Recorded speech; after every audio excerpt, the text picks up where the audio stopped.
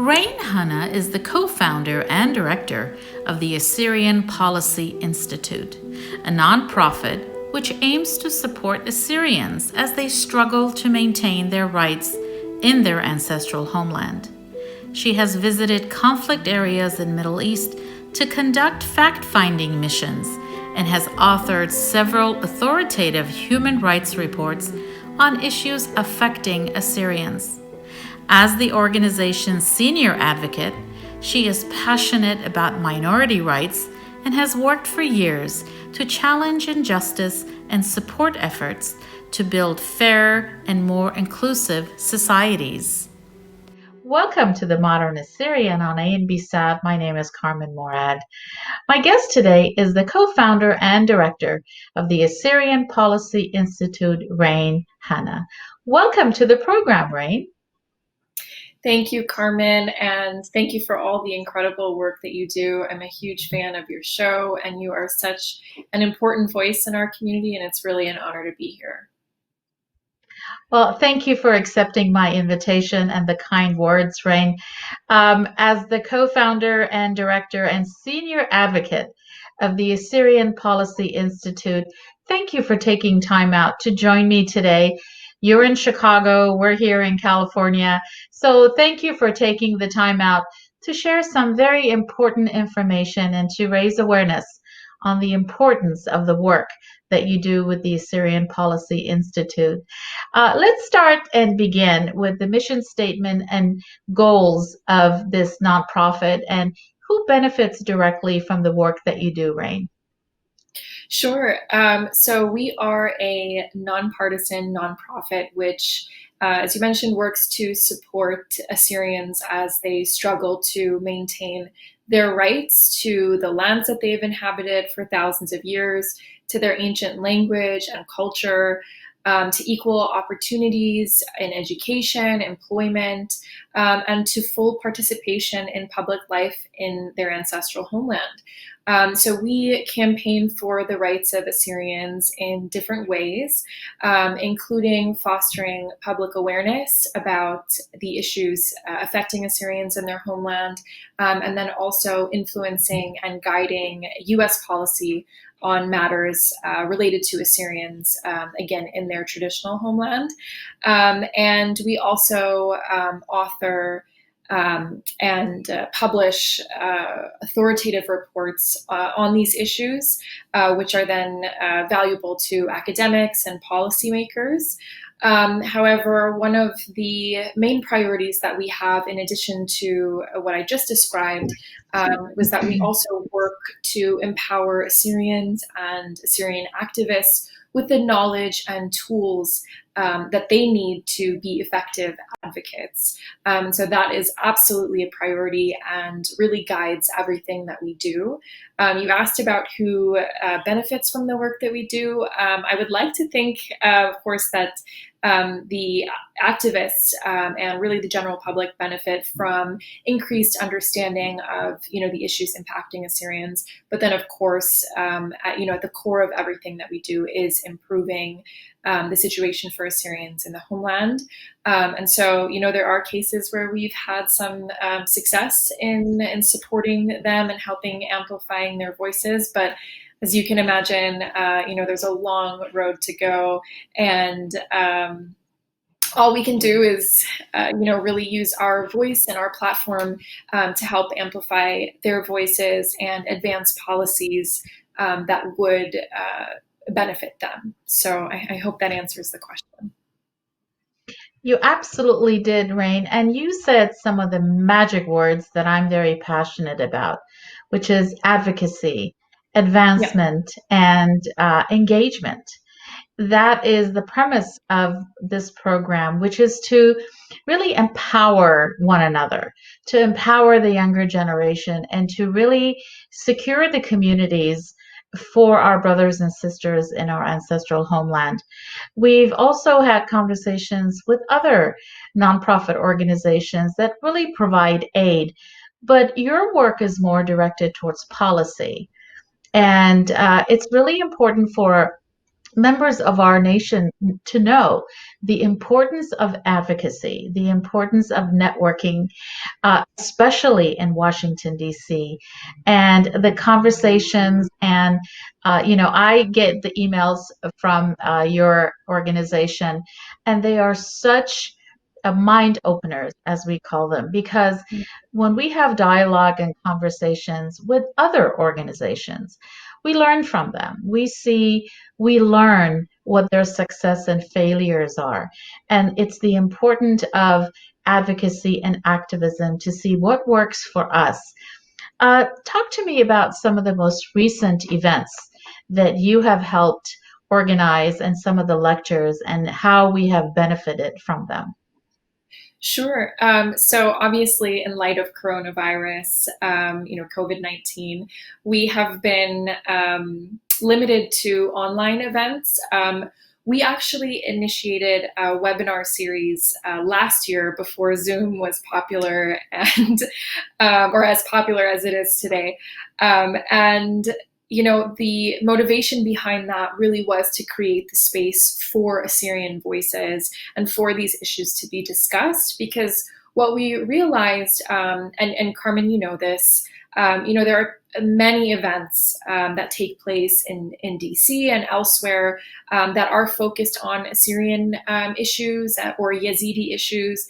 And yet, what we find is that Assyrian voices and Yazidi voices and minority voices are often excluded from the conversation, which is why we established the webinar series last year. And then, of course, we've had an uptick in participation and attendance just because so many people have been stuck at home in light of recent events.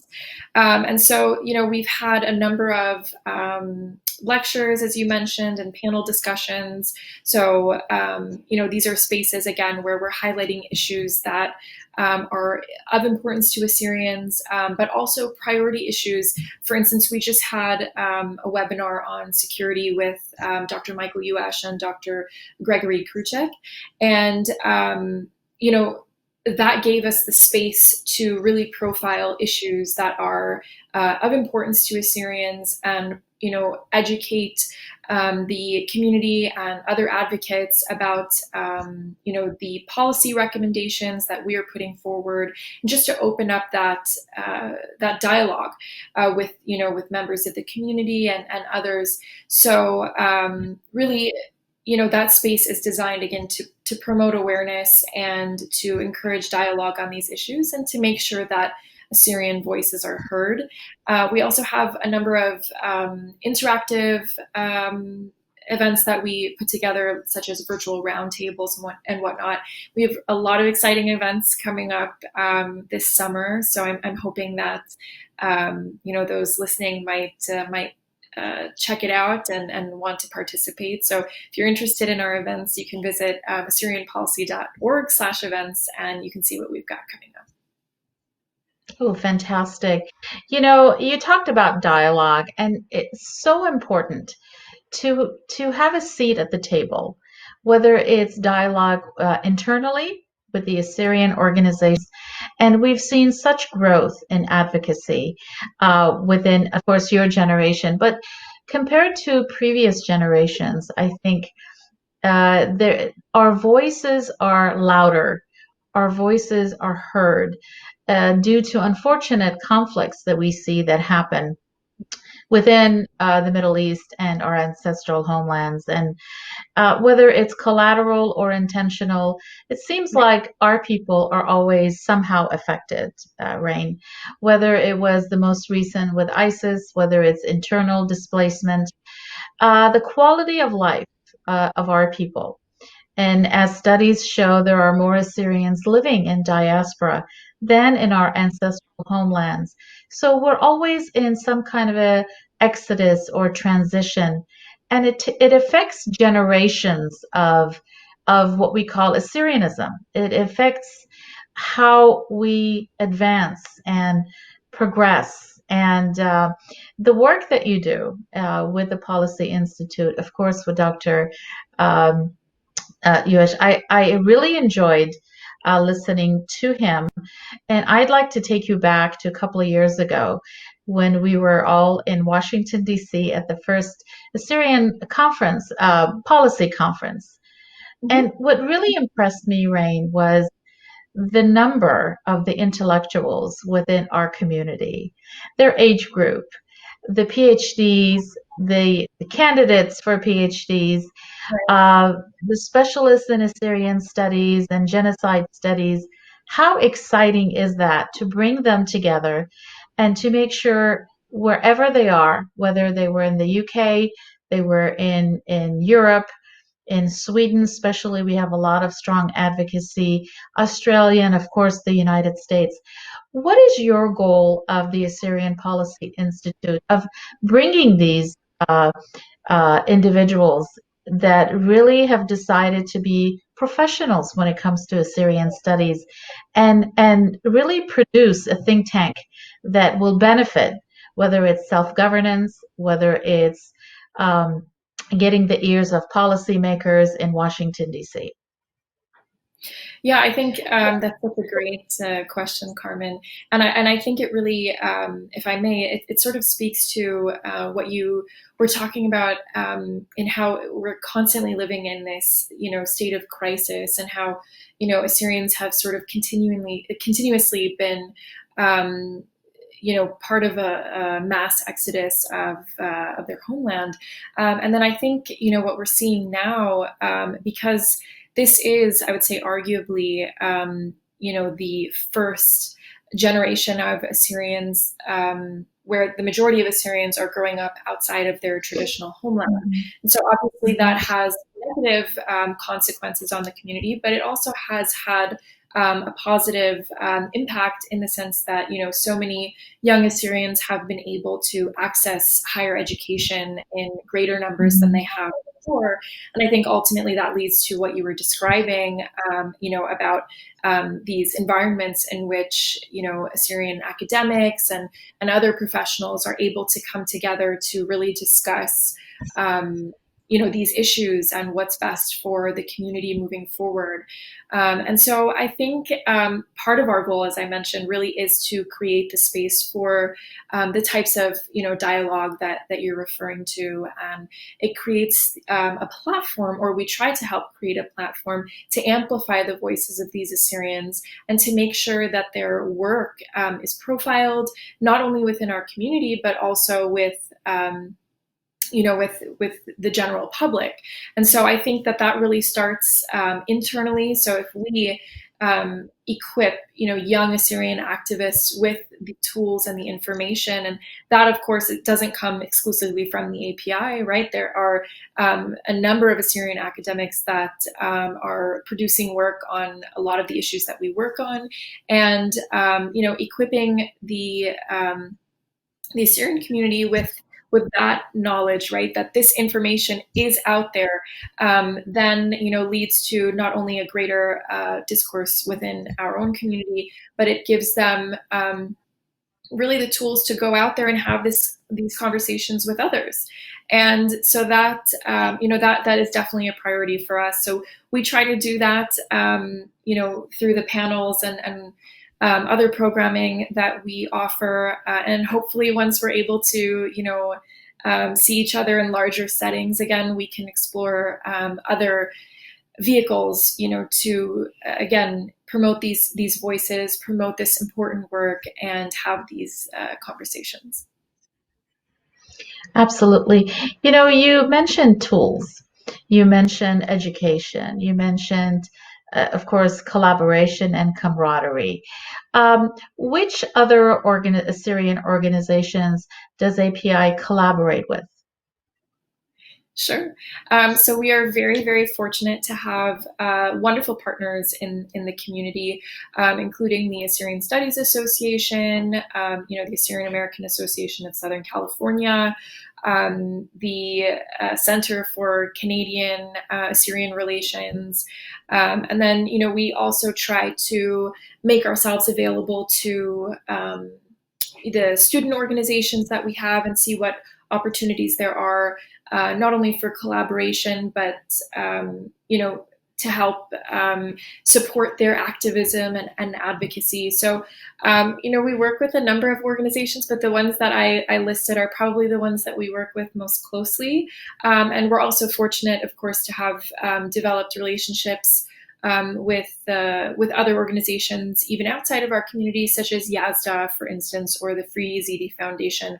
And these are also important because now more than ever, solidarity with other victimized communities in Iraq and Syria and elsewhere is critical, and it allows us to identify shared priorities and to work together collaboratively to advance the interests of people that really have a shared suffering and also shared goals and hopes for a sustainable future. I completely agree with you, Rain. When you say solidarity with other communities that have shared this similar sufferings and genocide, that is very apparent when we work with the Armenian community. Yeah. And of course, the Yazidis, because when you combine the same interest and values and awareness of what we have suffered and we continue to suffer, it does make a difference. Solidarity and collaboration. And I can tell you that we have seen some results of that camaraderie outside the Assyrian community. For example, at Stanislaus State University, when we do the August 7th Assyrian Genocide Awareness, it's also an opportunity to invite other non-Assyrian communities. It gives us that platform of not only sharing, and it's a place where we come together, it's where we reflect and we talk about resiliency. But also in our community where we live in Central California, we have a very large Sikh community. And the fact that they also have suffered a genocide and they continue to struggle in their own homeland. And it's the same with the Hmong community. They have stories to tell. It brings us together. When we have gatherings, it really does bring that diversity and it strengthens the voice. That's very important of what you talked about. Even though it's the Greeks and the Armenians and the Assyrians, and we have our own different designated dates. But the message becomes much more stronger when we join our Armenian brothers and sisters and Greeks and so on. So thank you for bringing that up. Solidarity is extremely important for external conversations of creating dialogue. But internally, it's also important to have partners. It's important to have dialogue because we will learn from one another. Especially at that conference that I referred to, we saw people from United Kingdom, from Australia, from Sweden, from all over the United States. When do we Yeah. have something like that to look forward to? Of course, after coronavirus gives us the opportunity to gather again, and what an opportunity that was! It was heartwarming. It was a way to celebrate the continuity, the new generation, how it's the education leads to advancement of our Yeah. community. What kind of programs or internships does API have for students who are interested in political science where they can actually minor in Assyrian studies? That's a great question, and I'm glad that you brought it up for anyone that might be listening and is interested in this type of work and getting involved.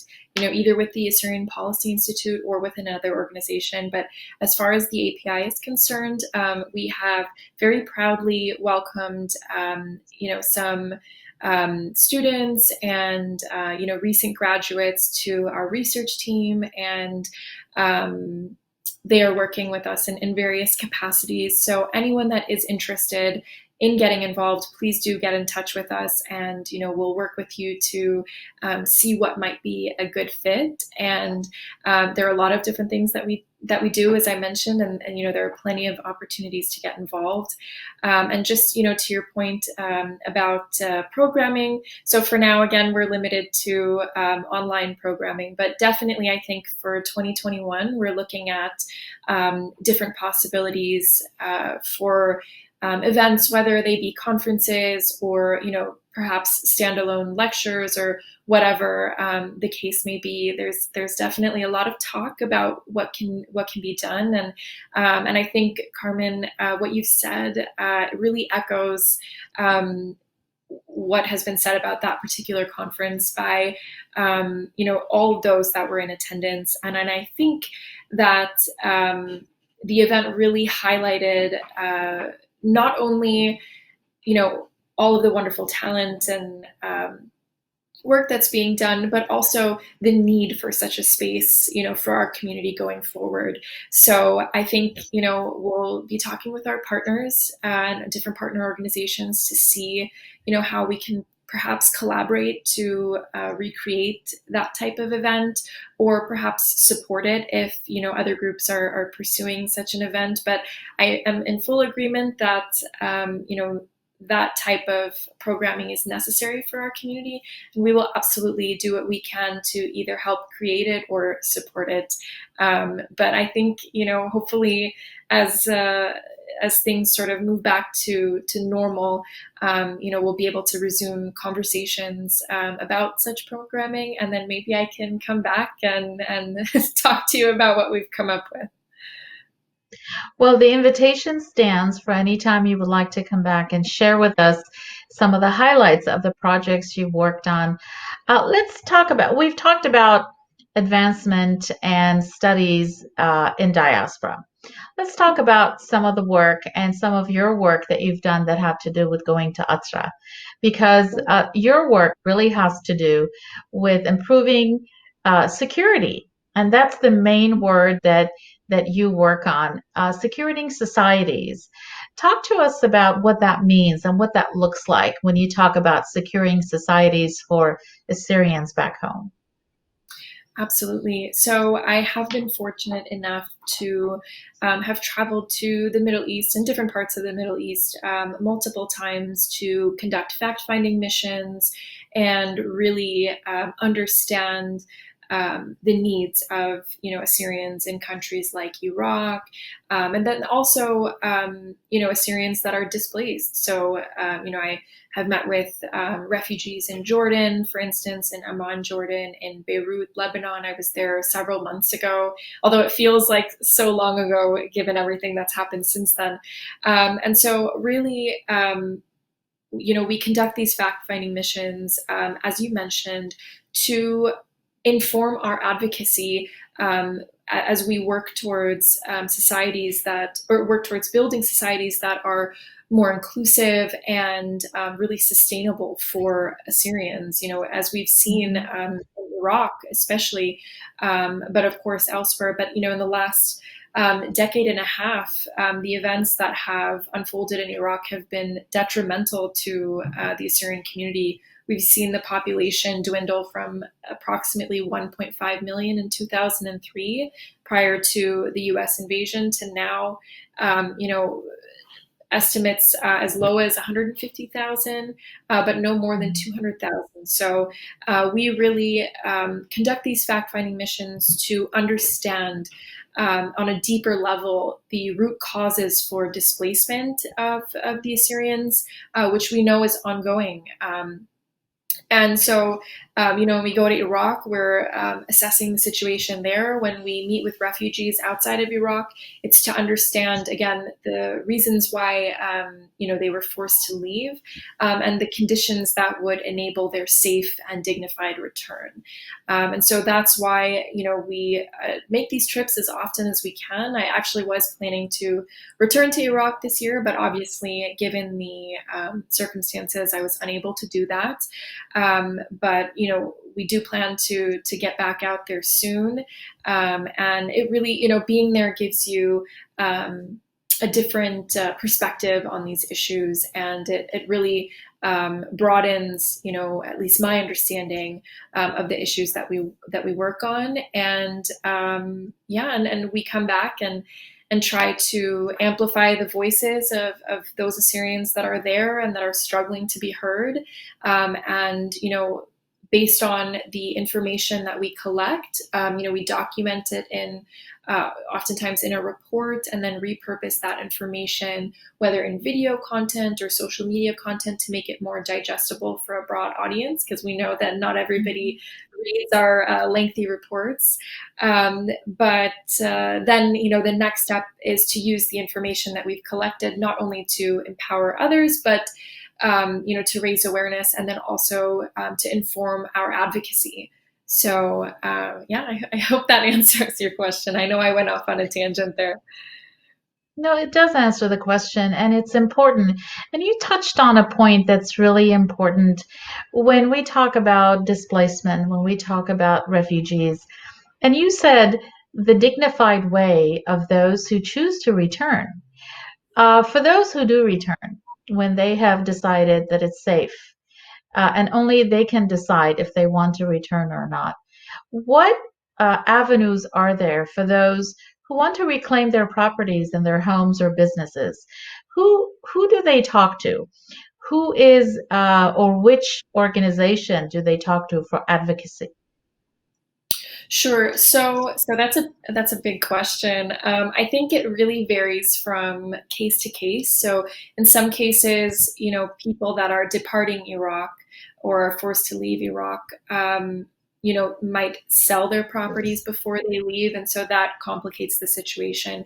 But for those, that were forcibly displaced, say in 2014 or 2015, as a direct result of, the ISIS invasion of the Nineveh Plain, for instance, it does, become increasingly difficult. We have seen, the damage that's been done to a lot of their homes. We've seen, the illegal seizure of their properties, and whether they be residential or business properties. And so, in that case, upon returning, there are, of course, the local authorities, but given recent events, Assyrians oftentimes lack the necessary confidence in local authorities, or in the federal authorities, or even regional authorities.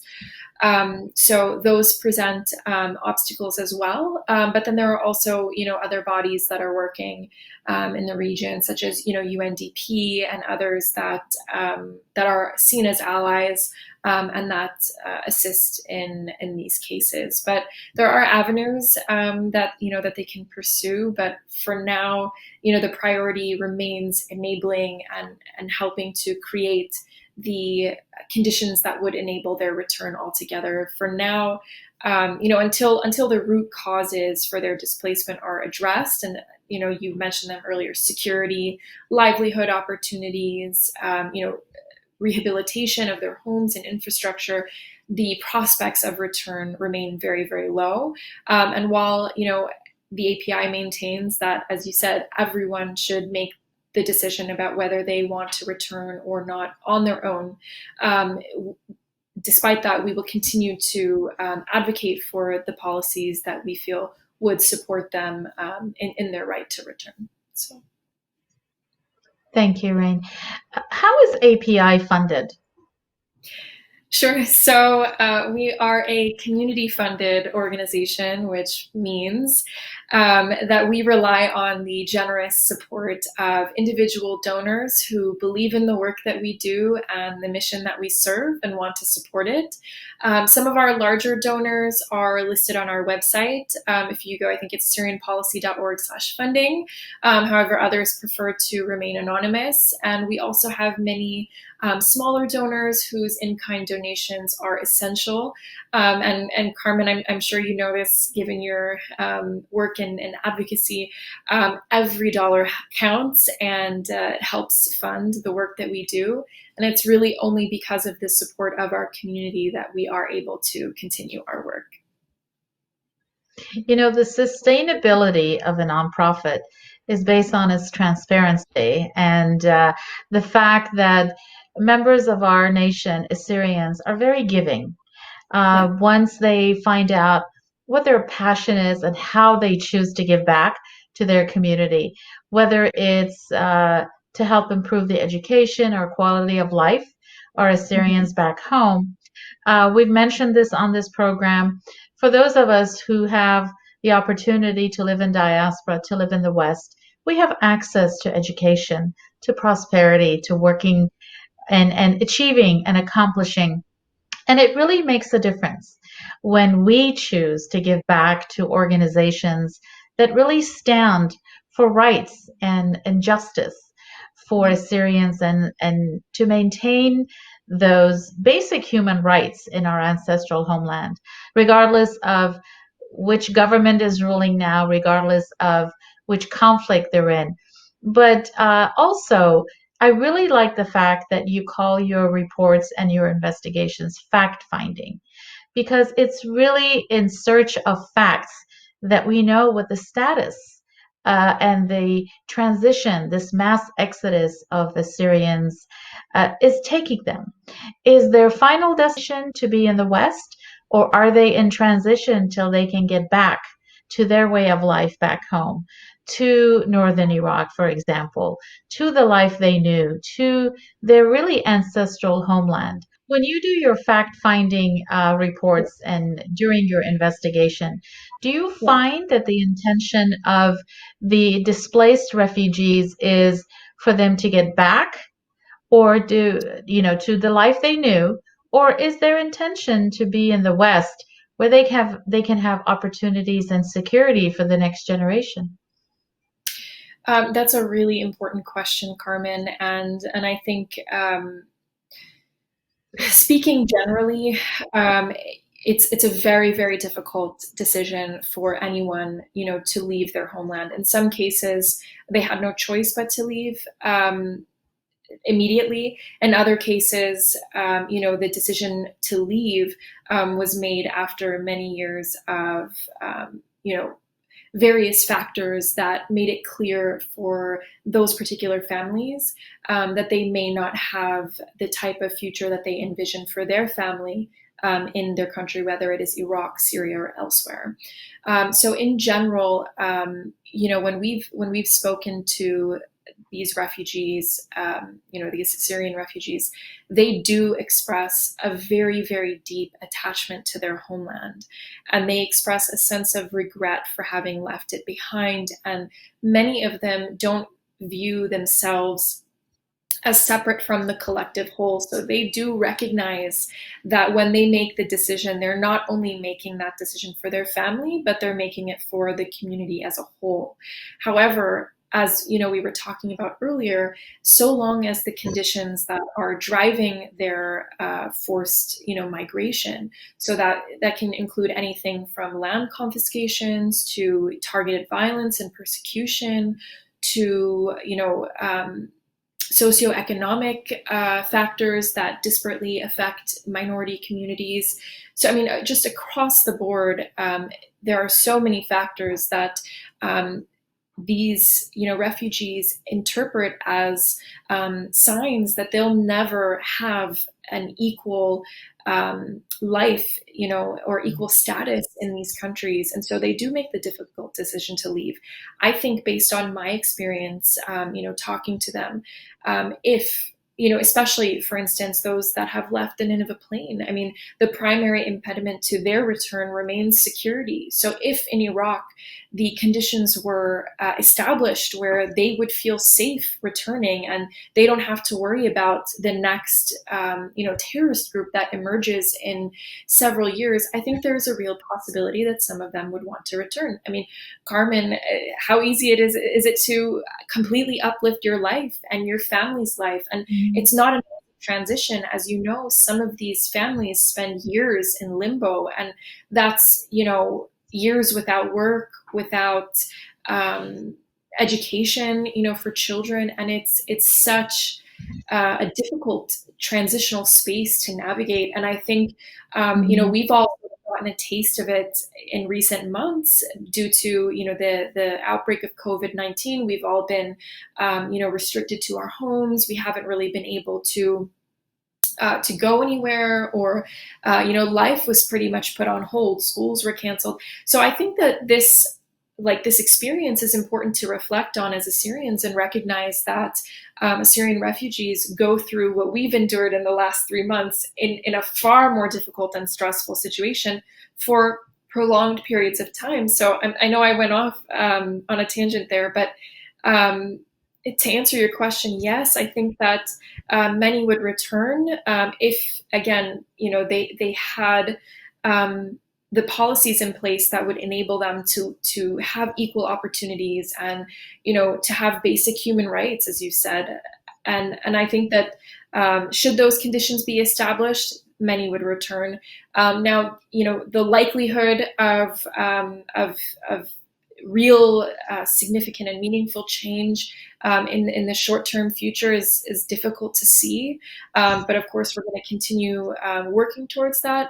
And then, of course, there are many Assyrians whose experiences have rendered them really unable to return. And anyone that is afraid to return, or where the thought of returning brings fear or anxiety, the best place for them probably is to be resettled in a third country. But collectively, I don't think that we can have a serious conversation about reverse migration until the factors which, again, drove, the displacement of hundreds of thousands of Assyrians are addressed. So I think it's a big question mark, and it remains to be seen. We will continue to do our part, again, to promote the policies that would enable their return, but ultimately the decision to return belongs to the families and the families themselves. If I may, Carmen, I distinctly remember this one conversation I had with a refugee in Jordan, and he, when I asked him about whether or not he would return and what went into making the decision to leave. I still remember he stood silent for a moment, and then he looked at me and he said, I reflected on my life and realized I lived my father's life. And then I looked at my son and I realized I didn't want to condemn him to the same fate. And I just got chills now. I mean, when I think back to that, it really does, it hurts as an Assyrian to hear, but of course then it energizes us to more vigorously, pursue the policies that we support. But I think it is difficult because, again, people are making decisions for their families, but also they understand that the decisions that they make contribute to, the collective whole. And so, yeah, it remains to be seen. But if we didn't believe that a future in the traditional homeland for Assyrians was possible, then we wouldn't do the work that we do. Rain, you said something very candid, which is talking to refugees and refugee camps. But I would like to ask you a question, Rain. For someone as young as you are, for someone who is so competent in the work that you do, I would like to ask you about a video that you narrated that had to do with, I believe, your grandfather. Yes, yeah. And the reason I bring that up is because last year at Stanislaus State University in Turlock, on campus, we actually do a Syrian genocide remembrance. And there was this particular video that was so moving. It was so touching. It had subtitles. And I realized later that was your voice. You narrated that. Can you tell us a little bit about, because um, as we advocate rain, as we raise awareness, as we want to advance and improve the policies that affect Assyrians, but we also tell a story. We also tell the story of resiliency. We tell a Sure. story of us, our parents, our grandparents, and our ancestors. And that video is so moving. It brought people to tears. But Yeah. the fact that our non Assyrian friends and peers who were there saw it and they understood. They understand why once a year we have a designated day that we remember and we reflect. But we do it through education, we do it through awareness. We invite our Assyrian and non Assyrian friends and neighbors to know our story and to know who we are, what we're about, and that's part of the preservation, but there's always that advancement that goes with it. And thank you for being involved in the advancement. But tell us a little bit about that video because it's important for everyone to see that because it really is about who we are and where we've been and where we're going. Sure. Carmen, I had to laugh because, usually people will have seen that video and sometimes my closest friends and they won't have recognized my voice. And so I'm not surprised that given the work that you do and the experience that you have, the ear that you have, that you picked up on it. So that's why I laughed at that. But it really was an emotional process. I was in the room when my grandfather was being filmed for that story, and really, so I had always been aware of this story, and my grandfather would tell it here and there, and I figured it was important not only to document that story, but to share it with as many people and as widely as possible. Because although it is my grandfather, I always say, my grandfather's story is the story of everyone's grandfather, right? Every Assyrian's grandfather. So I felt it was really important to document it, share it. And I have to be honest with you, when, if you recall in the video, there's a maybe a minute or so where he's talking about his mother and he starts crying. I have never seen my grandfather cry. I think that, most Assyrians would probably say the same. So when that happened, I was really just completely caught off guard. But it was also in that moment that I realized how powerful this story could be. And once it was actually published, the response to it was really incredible, and it's clear that it touched so many people. I mean, it's incredible to hear that it was screened at a university, and I think that it speaks to the importance of capturing and documenting as many of these stories as we can before they're lost in the way that they have been in previous generations. And a lot of people ask, about my grandfather, they'll check in and whatnot. I have to say, he loved the attention that he got from He's definitely he loves the camera, and he had people, relatives calling him from all over. He felt like a celebrity. So he loved it, and I think that it's important, to give our grandparents and our parents the space to tell their stories, because I think a lot of the times, we don't listen enough, and we sort of discount their experiences, and really to hear that, that emotional side of my grandfather was something that I'll never forget. And I'm so glad, not only that, we created the opportunity for him to tell that story, but, that so many people heard it. And, I hope to see more of that type of programming and videos and whatnot.